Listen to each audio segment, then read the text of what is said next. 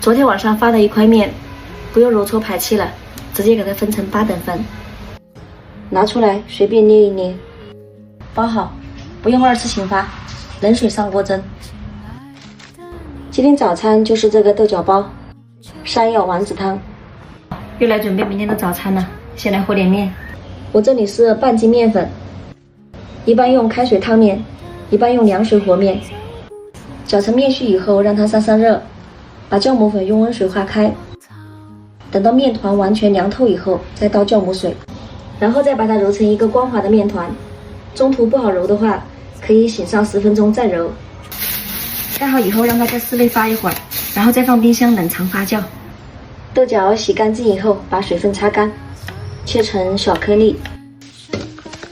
这边的面团也在发了，把它们一起放入冰箱。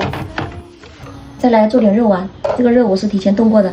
调味放盐、白糖、味精、胡椒粉、白芷粉去腥增香、姜粉、淀粉，再来点冰块。中途过热保护的话，可以放到冰箱里面冷冻一下再打。打成这种粉粉的肉泥，挂在勺子上面不容易掉就可以了。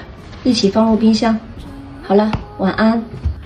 早上把面团拿出来，看它已经发了。先不管它，把豆角焯下水，水开以后放点小苏打，焯水不用焯太久，再次水开了就捞出来，再用凉水冲一冲，炸一点花椒，炸香以后就捞出来，下入姜片、蒜末、豆角一起给它们炒香，调味就只放盐，关火以后放点味精拌匀，再把姜片捞出来。面团不用揉搓排气，直接给它分成8等份，拿出来随便捏一捏，全部捏好以后，从最后一个捏好的开始包。